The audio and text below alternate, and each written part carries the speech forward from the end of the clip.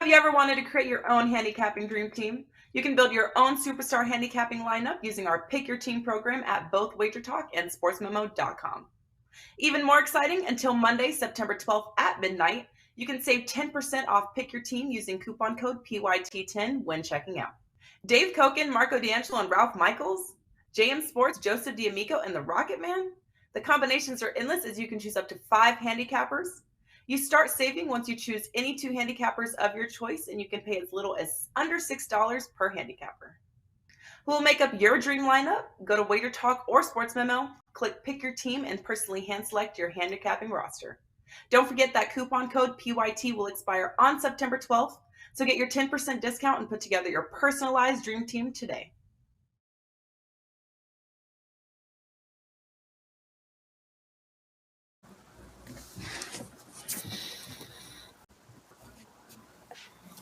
Welcome into the best damn college football show out there. I am Drew Martin, joined by Robbie Veno and Ralph Michaels of WagerTalk.com, 2 of my favorites in the business, some of the smartest betting minds right here. Starting off in the top right, Ralph Michaels, pen ready to rock. Ralph, how you feeling, man, coming into week 2? Doing great. You know, it's overreaction. It's overreaction week. Thinking too much about teams that lost as favorites, thinking about too much teams that won as dogs. This is where all the work you put into the summer pays off. Don't overreact to those week 1 results, guys. Keep solid with your numbers. If you've seen a team 2 or 3 times and you misjudged them, that's one thing. But don't tweak your power rating numbers too much after 1 week. Ralph Michaels, we got 3 games on the slate. We got philosophies for betting as well in college football. A guy that knows a lot about it, Rob Veno, WagerTalk.com. Robbie, happy week 2 to you, buddy. Happy Wednesday to both of you guys. As I mention every week when we start this show, one of my favorite segments of the week. Love being here with you guys. Know your passion for college football is every bit as strong as mine. And real quick, just to piggyback on what Ralph said, where week 2 is concerned, there's going to be a zillion situations here where you have to decipher whether a team played vanilla in week 1 or whether they let it all hang out in week 1. So there's no blanket statement to that. Plenty of teams looked past week 1. So the results might not be what you would have expected from them. Plenty of teams played all out week 1 and you see their true colors. So again, there's a lot to go through here. Like Ralph said, summer work pays off, spring, summer work pays off. And we'll see if we can't get to giving out some winning information here. Absolutely, Robbie. We're talking 3 games: Alabama, Texas, Kentucky, Florida, Arizona State, Oklahoma State. Also some philosophies. Actually, Ralph, I was on a show today, FanDuel show with Ed Fang and Jim Sanez, and they asked me something about coming into week 2. And look, I agree with you. You know, overreaction is something that happens. But something I said out there, and I truly believe this coming into this year, the transfer portal has changed things in terms of you got to be ready to change your power ratings, at least in my opinion, man, because a lot can change and teams can get a lot better, a lot worse. Teams can go a lot more up tempo, slow it down a lot more than I feel like 5-7 years ago. Do you have that same feeling, or no? You're trying to stay really strong to what you thought, preseason. Well, truly, returning numbers is basically maybe only 50% of how you're going to start a power rating because of the transfer portals. And the transfer portal is one thing, but the number of starting quarterbacks that transferred is just incredible.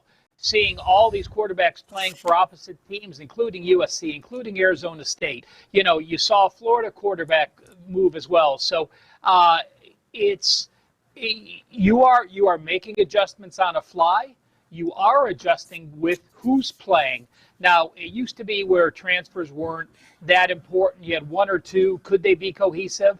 But we're seeing complete overturns. There's some teams that signed 18-plus transferred. Arizona State, a team we're going to talk about shortly, had 17 players transfer out last year. Nevada, another team. I had Nevada way down. They happened to start off this season 2-0. They're still a team I'm looking to fade after they had 12 transfers transfer out that started over 100 games for them last year.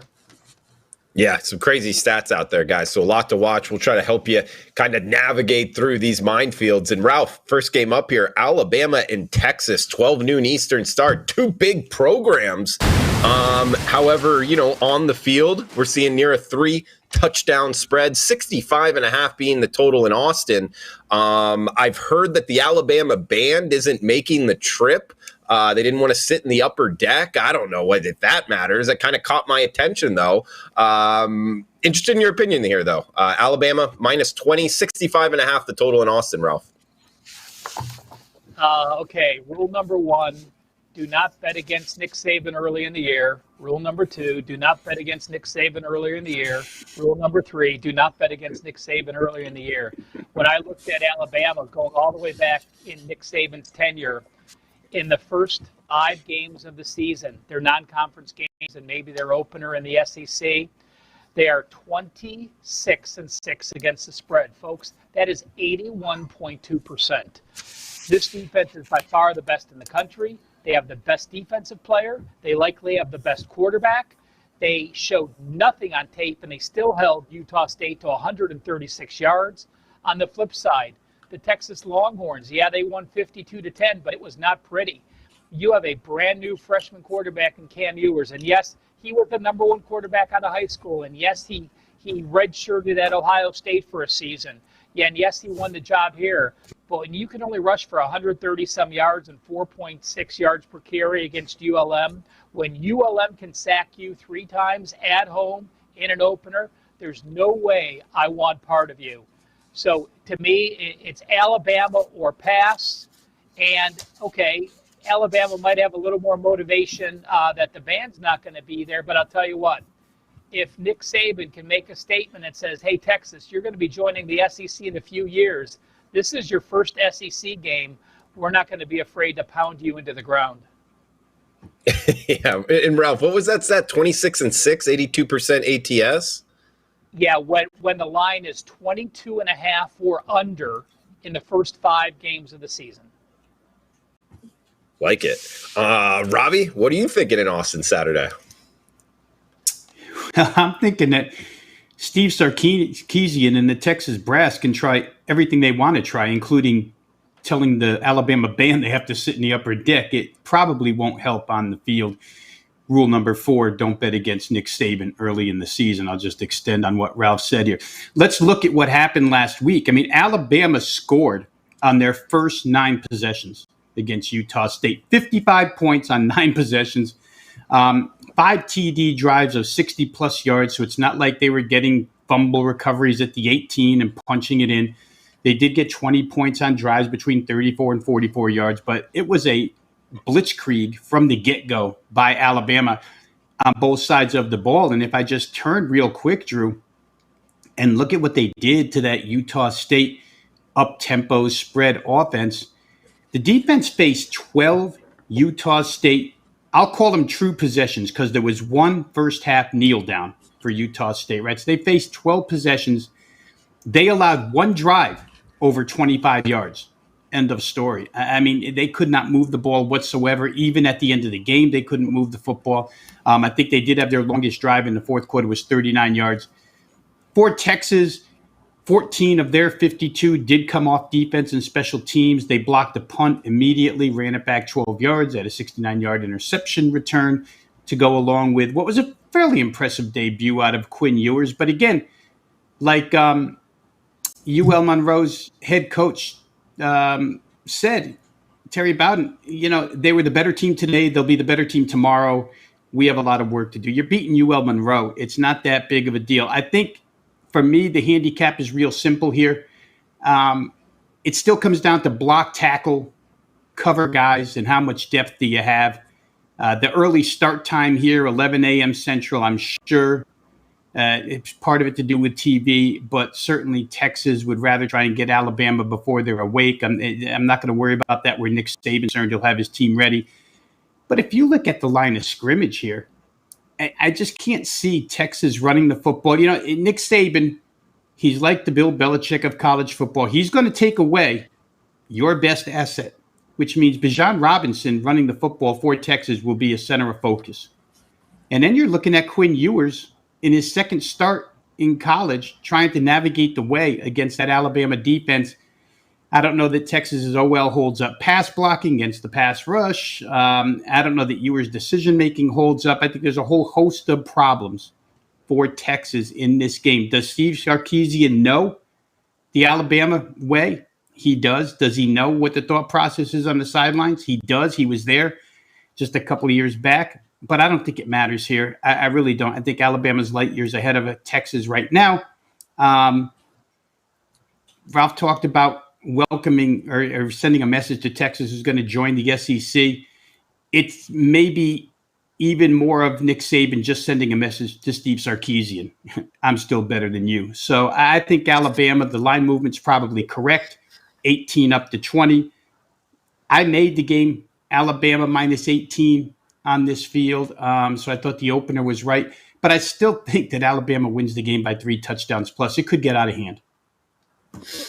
Alabama versus former assistants, guys. He did lose to 2 former assistants last year, Jimbo Fisher and Kirby Smart there, but I don't know, maybe a little bit different Jimmys and Joes on the field for those 2 teams last year. So see if anything comes to fruition this upcoming year. Robbie, talk about a real SEC game, at least for this season. Kentucky and Florida up next.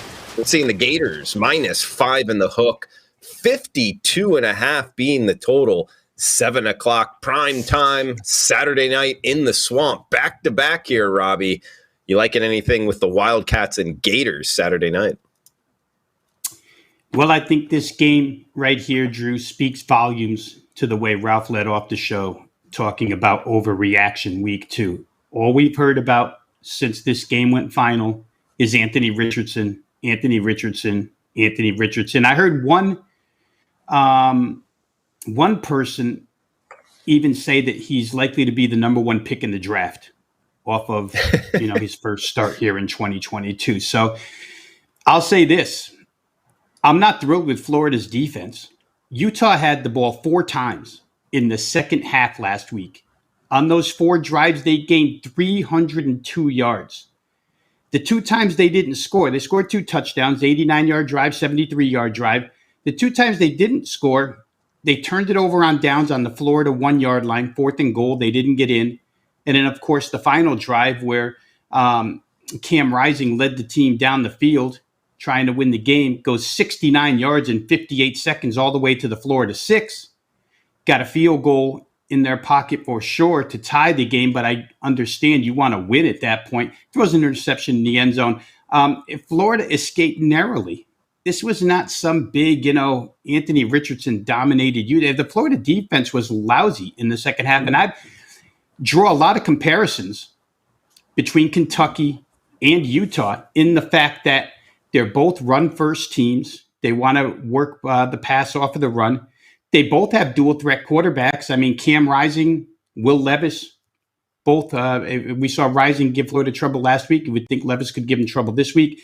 And they both have defensive-minded veteran head coaches. Kyle Whittingham had 6 months to get ready.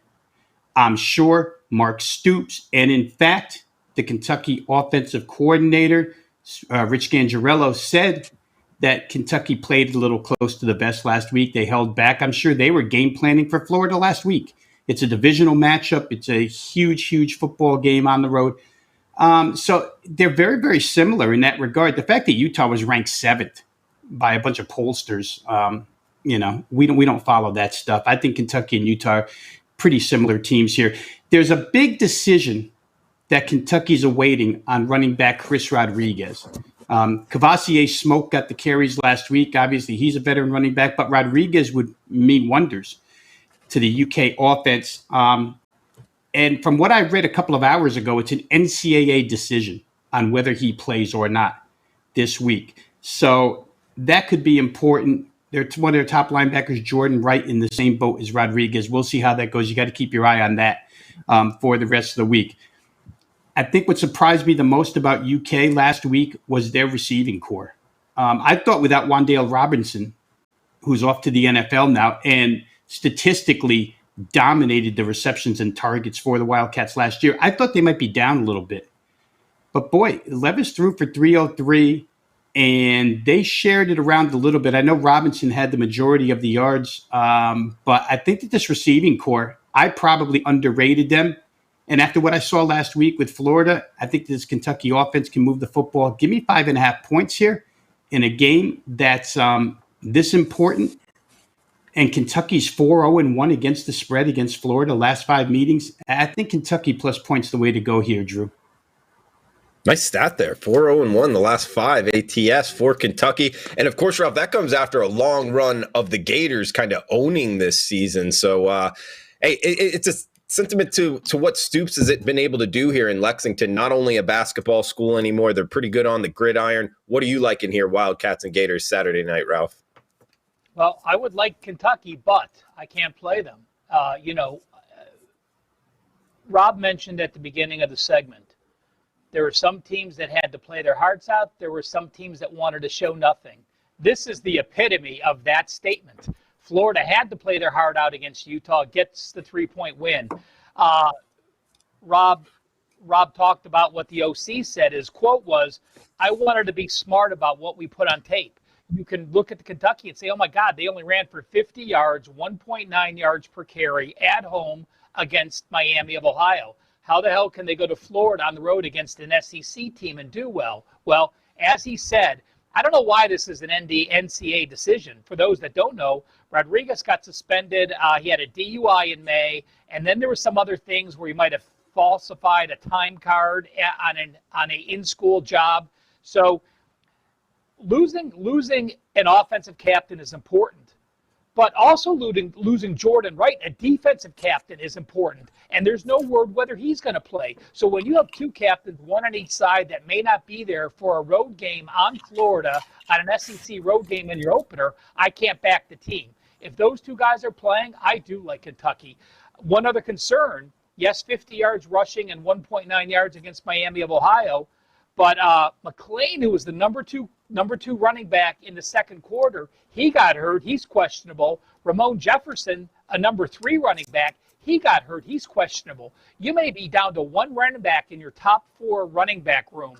That is a team I cannot back. Wait to see what happens. Like Kentucky, the question marks has me off the game.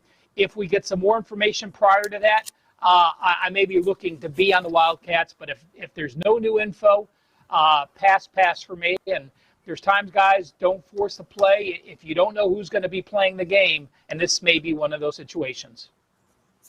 Like it. Great points there, Ralph. Good stuff. I mean, a lot going on here with the Kentucky side of things in terms of who's playing, who's not playing. Likely one of those games, we see a lot of line movement right before it kind of kicks off when the guys are out there, with uniforms on, kind of stretching, and who's kind of uniformed up and who isn't type of deal. So watch that on the Wager Talk live odds screen. Best free live odds in the business. We got 1 game left here, guys. Breaking it down, heading a little bit more out west. Stillwater, Oklahoma. Ralph, we get Arizona State here, the Sun Devils, on the road against Oklahoma State, -11. That's the Cowboys at home. Total of 58 here. Shortly thereafter, in the Swamp, this one kicks off in Stillwater.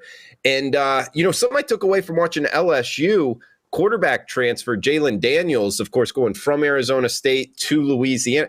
I don't think he looked all that good. And a lot of people down on Arizona State. Could this kind of be an under the radar? Maybe look to back him here? What are your thoughts Saturday night? Well, as I said, Arizona State lost 17 players to a transfer.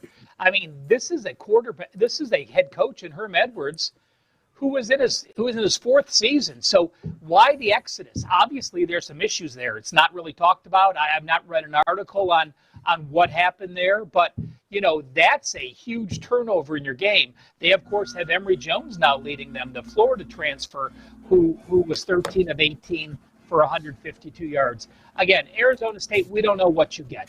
They did what they were supposed to do. They beat Northern Arizona 40-3. They had a 299-yard edge. Valley rushes for 116 yards, 7.7 yards per carry. What we do know from the Oklahoma State side is this. Boy, they look like they're going to be an over team. I mean, Spencer Sanders looks like he's completely in gear. a running quarterback who ran the ball 11 times, who passed for 68% completions. Richardson ran the ball well when he was asked for. Johnson stepped up receiving, as did Presley, against a decent Central Michigan team. I mean, I'm not saying Central Michigan is a quality Power 5 team, but there's certainly more competition than Arizona gave. 58-44 does concern me. When Oklahoma State gave up 546 yards to Central Michigan, that concerns me. But this is a game where you have to look at the two halves. Oklahoma State clearly was in a letdown in the second half. They were up 44-15, so that doesn't concern me quite as much. But I am going to go with the over in this game. You look at Oklahoma State's back seven. Their defensive line is experienced. Their back seven has one returning starter. That's your three linebackers and four DBs. You have one returning starter back there. So when Central Michigan can complete 36 passes for 424 yards, that does concern me. Emory Jones, yeah, he can still sling that ball around. We'll see what happens this week. I don't think Oklahoma State's going to stop many people. I think this number should be 63-64. So to get it at 58, it's certainly something I'm going to look at. It has a chance to make my play. I will say this. Herm Edwards is 7-2 ATS as an away dog as the Sun Devils head coach. Like the stats there, Ralph. I mean, Robbie, Ralph makes a lot of good points in terms of Oklahoma State. I have circled as an over team as well. I guess you could make the argument, Herm Edwards, veteran head coach, he's going to look to slow it down, knowing what Gundy wants to do offensively. But I don't know. I still, factoring that in, I still agree with Ralph. I'm looking over here. You liking anything in Stillwater? Yeah, I mean, the change in offense is drastic, right? Last year, probably the least productive offense Oklahoma State has had during Gundy's 17 previous years. And this year, they open up right away, Drew. Just to give you an idea of how fast the tempo was for Oklahoma State last week, they ran 73 plays in 23 minutes and 52 seconds. That's one play every 14.3 seconds. Spencer Sanders looked great in that element. Granted, you're playing an overwhelmed opponent, Central Michigan, but still, I don't know that Arizona State has the defensive line depth to cope with this. I mean, you're going to be chasing all day long, and you need two sets of really good defensive linemen. I'm just not sure ASU has that. Another quick point here. Last week in that game, Oklahoma State, Central Michigan, there were 32 total possessions. When you're going to bet over, there's nothing more valuable than possessions, opportunities to score. 32, 16 for both sides last week. In the Utah-Florida game, there were 17 total. So one team, pick your choice, Central Michigan or Oklahoma State, almost had as many possessions themselves as there were in the entire Utah-Florida game last week. So certainly Oklahoma State going fast. 7 touchdown drives last week in under 1 minute and 55 seconds. 7 in under 155. Going really quick. The 8th touchdown they scored took 3 minutes and 9 seconds. Only 2 of those touchdowns came from outside the red zone, so it wasn't like they chucked up 80-yard passes that were scores. They just right down the field as fast as they could go. Play calling was pretty balanced. 44% to the run, 56% to the pass. Arizona State, which showed nothing last week. They didn't have to show anything because they played Northern Arizona, but they were very run-heavy. 49 rushes, 18 pass attempts. Herm ran the ball 73% of the time. You can try to do that all you want, Drew, and you can try to control time of possession all you want. But when the other team scores in a minute 55, you got to get back on the horse and match that. So at some point in time, if Oklahoma State gets ahead here and Arizona State has to chase with Emory Jones, ex-Florida QB, dual threat quarterback, right with him, they could probably score. To the point about Central Michigan scoring late in the game being a defensive concern. Got a couple of people that I know that are close to that program. Couple of things here. A, Oklahoma State feels like they are going to give up more points this year because of the turn in offensive style. It makes sense. We say it every year. When you go really fast on offense, it affects your defense. But they only allowed 3 scores on the first 12 possessions last week before Mike Gundy unloaded the bench. So a lot of the Central Michigan stuff wasn't really scored against first team Oklahoma State. It was scored against, some evaluation time for head coach Gundy. That being said, I still like over in this game. I think Oklahoma State probably catches Arizona State by surprise. Tempo is something that you can practice against all you want until you see it at game speed. And then when you see it, a lot of adjustments to be made.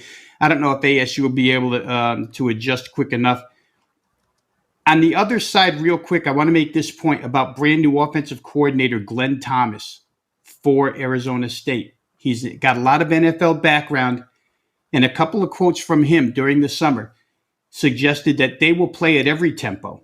They'll play extreme, they'll play up, they'll play average, they'll play slow, they'll play anything. And they've got the capability to play anything. So, the thought that Arizona State's going to grind this down to a 9 or 10 possession game, I don't think that's fathomable here. I think that the total push was correct.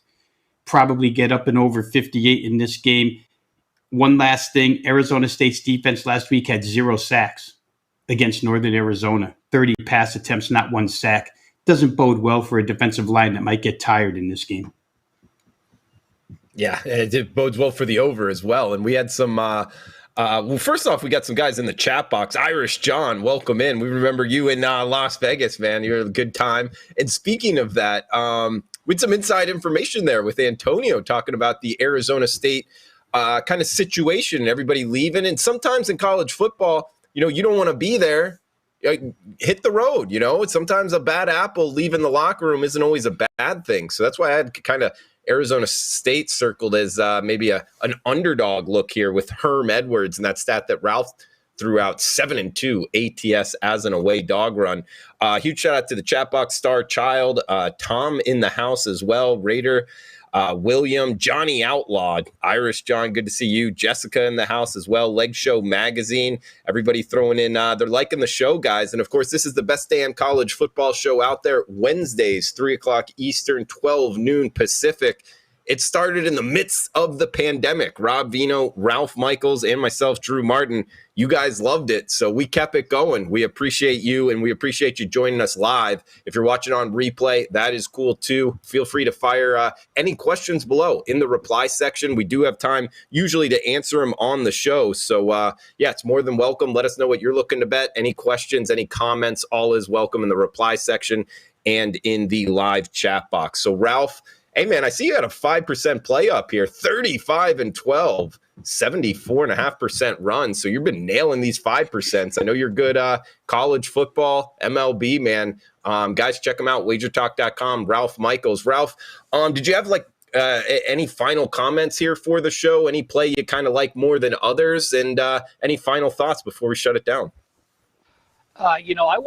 I'm going to give out one of my client releases, Drew, and I'm going to give out a couple trends or systems that I gave out on Bet On It today, because it's rare where strong situations happen on the same game on opposite teams and they're not correlated. So I'm going to look at 2 teams that were group of 5 teams that played Power 5 opponents and are in different situations.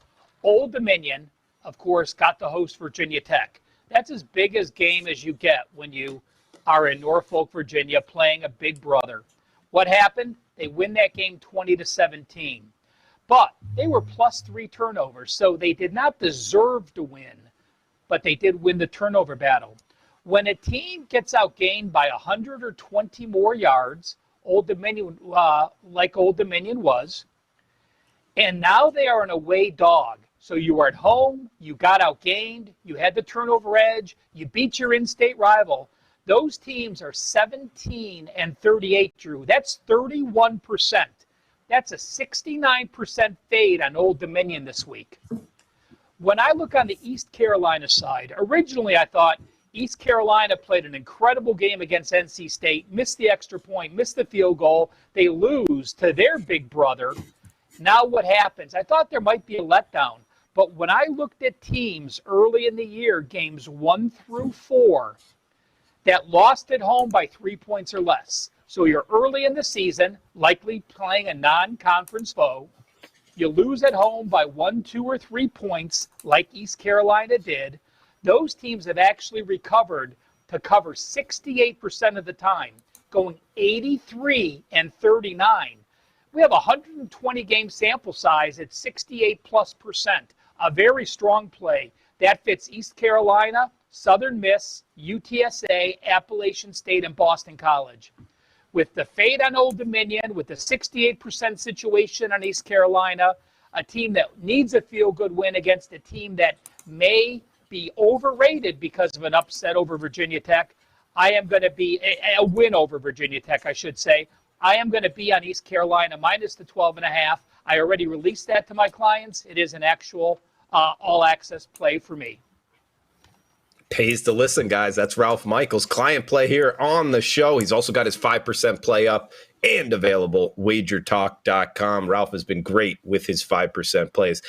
Guys, for my most confident play here of the show, best bet section, Star Child in the chat box saying, Drew, you need to take the Tide minus 20. Well, appreciate you commenting here, Star Child. I'm going to take your advice. And even more so, I'm going to take Ralph Michaels' stats that he threw out here at Cal Sports LV on Twitter. Guys, if you're not following him, you need to. He gives out gold in terms of trends, angles, 26-6, 82% ATS in the first 5 games of the season with a line 22.5 or less. That is Saban. And that qualifies here. Alabama at Texas. We've seen Alabama absolutely roll when they play outside of the SEC. I guess the band not making the trip. First off, that's just something I heard. I'm not 100% that's not going to happen. And it kind of does maybe affect it a little bit. You know, something you notice in college football is the band actually is part of the atmosphere. It's pretty cool. I went to the FAU Charlotte game and I noticed Charlotte didn't bring their band to Boca Raton. And I kind of almost felt bad for them because it was just kind of them. There wasn't a whole lot going on. And I worry about that to some extent, but the Alabama faithful will travel, I'm sure, to Austin. And even more so, guys, it matters what happens on the field. And Alabama's got the better players. And in my opinion, at least at this standpoint, the better coach. I think they run it up. They win by more than 3 touchdowns. I will lay the points. So thanks for that comment, Star Child. And I'll take your advice here. So Alabama minus the points for me. And Robbie Veno, throw it over to you, buddy. You know your college football. It shows on the show, man. What do you got going at wagertalk.com? And any kind of final thoughts here and best bets for the show? Yeah, a couple of things real quick at wagertalk.com, Drew. You can still get in on. I had one NFL season over-under win total. It was a 5% play. It's been up for quite a while now, but it's still available. The NFL is not kicked off yet, so you can get that. I also have a 4% best bet for college football Saturday up and available. There will be a 5% play as well, likely to go up tonight. And if you like MLB action, a couple of best bets up there right now at wagertalk.com. For the best bet, Drew, and I've held true to this since the inception of this show, so I'll hold true to it now. I usually like to take one of the 3 games that we do talk about and use that as a best bet. And I'll go back to what's going to happen in Stillwater, Oklahoma here. I made the comment that, or the perception that it's very, very difficult to prepare for extreme tempo until you see it on the field, and then you make adjustments from there. To that point, I like Oklahoma State first half here. They're minus 6.5 points. I think the offense was in extreme rhythm in that game last week against Central Michigan. I don't think Arizona State was pushed whatsoever by the Northern Arizona offense. I don't know that Herm, if he does decide that he wants to, play ground and pound the first 2 or 3 series and Oklahoma State stacks the box, it could be 17, 21-3 before you blink. That's kind of the way Herm Edwards likes to play it too. So I'm going to lay 6.5 in the first half, thinking Oklahoma State is 7 points better right out of the chute at home. I think that's a pretty safe one here. I'll use it as the best bet. And real quick, just to speak on Herm for a minute here, he's lost a lot of assistant coaches, 4 assistant coaches the last couple of years. The troubles with him and the mass exodus, I think we talked about this a little bit before, but he violated some recruiting stuff during the COVID period. And then there was a real trust issue, a video that Herm Edwards made about trust to his team, which rubbed a lot of players and coaches the wrong way, and thus the scramble for the exits there. I thought Herm Edwards was going to lose his job actually earlier this year, guys. It didn't happen. Instead, some defensive staff members left, including their DC, and players left. But what started out as real good with Herm. Remember, Drew, when he first got the job and people were down on that hire? How's he going to relate to kids? And it seemed like he did relate. Now all of a sudden, it's going a little bit south. So we'll see how that Arizona State program holds up. Yeah, no, I remember that, Robbie. When he first got the job, I think there was some stat out there. It was like, head coaches that are like over the age of 60 and used to coach in the NFL, and how they did not have good kind of records in college football, kind of the retread angle. And I remember me and you talking about that in terms of, I was like, nah, that's guys that are just taking a paycheck, using their big name, taking a paycheck as they go off into retirement. It depends on the individual. And the thought being, when you're an 18, 19-year-old kid leaving high school, this is why I looked to bet on him. And it was a great bet in Arizona State. You relate the same to a 65-year-old guy that you do to a 40-year-old guy. There's not like a lot of difference there. That's why I looked to bet on him. And hey, it might even be a buy low opportunity. We'll see. I just think Herm Edwards, you play to win the game. I like rooting for the guy. So, we'll see what happens here with the Sun Devils. But Ralph Michaels, Robbie Veno, check them both out, wagertalk.com. Guys, we will be back next Wednesday, 3 o'clock Eastern time. Pens up. Thanks for joining us live. Please smash that like button and feel free to reply below. Best of luck with your bets.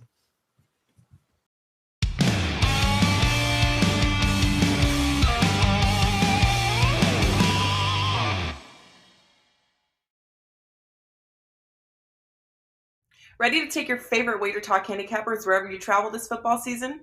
The Wager Talk TV app is now live for phones, tablets, smart TVs, and streaming platforms.